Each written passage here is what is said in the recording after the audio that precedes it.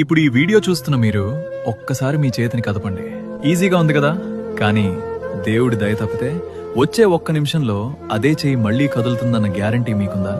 భయపెట్టట్లేదు మావా, నిజం చెప్తున్నా. పక్షవాతం అంటే చనిపోవడం కాదు, బతుకుండగానే శవంలా మారిపోవడం.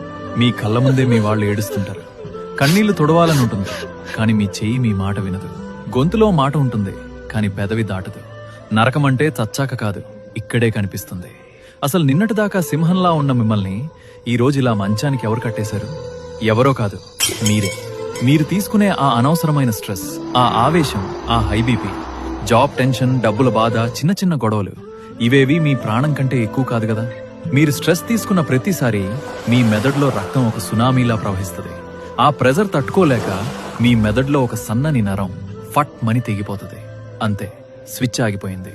ఆ నరం బ్రెయిన్లో ఏ పార్ట్ ని కంట్రోల్ చేస్తుందో మీ బాడీలో ఆ పార్ట్ శాశ్వతంగా స్విచ్ ఆఫ్ అయిపోతుంది. మీకోసం కాకపోయినా మిమ్మల్ని నమ్ముకున్న వాళ్ళ కోసం ఆ స్ట్రెస్ ని, కోపాన్ని తగ్గించుకోండి. లైఫ్ చాలా చిన్నది మావా, దాన్ని వీల్ చైర్లో వెలదీయకండి.